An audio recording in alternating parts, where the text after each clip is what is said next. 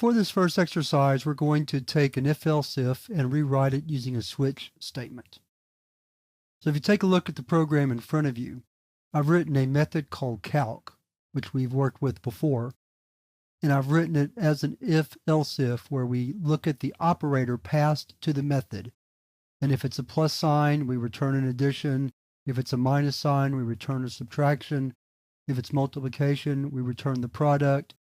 Or we do a division if it's a divide by sign. So we want to rewrite this using a switch statement. So let's get started. I've already commented out the if-else-if.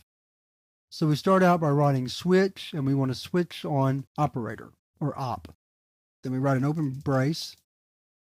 Then we write case, and then the plus sign, followed by a colon, and then we're going to return num1 plus num2. Then break. Then case minus, return num1 minus num2, and then a break. And then case multiplication, return num1 times num2, and break. And then case division, return num1 divided by num2, break, and then our default will be return 0. And close the switch, and we already have the method closed. So before we move on, see how easy it is in most cases to rewrite an if-else-if as a switch statement. It's so easy that we could actually write a program to do it. But anyway, let's go ahead and test it now. So let's go back up to main. Let's create a couple of variables, n1 and n2. Assign some values to them. And then we'll test the method. So we'll calc with n1, n2, and a plus sign. And then calc with subtraction.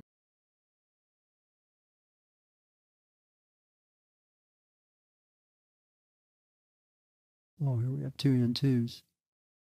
Change that real quick. There we go. And then multiplication. And then finally, division. That should be all we need.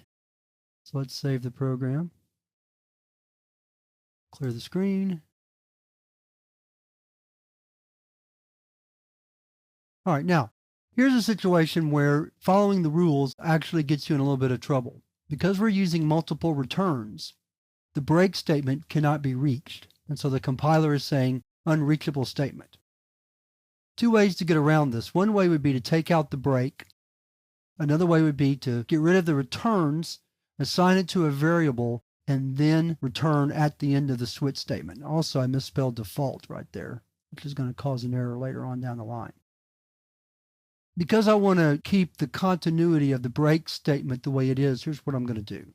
We're going to create a result variable, and we better initialize it.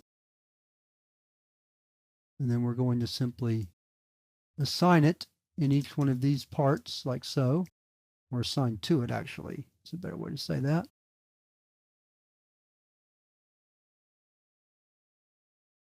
And then right here, return it. So now that should work. So we'll save it, clear the screen, compile again, and there are our results. 23 plus 11 is 34, it's 12, 253, and then 2.0909 repeating. So there you see an example of rewriting an if-else-if with a switch statement.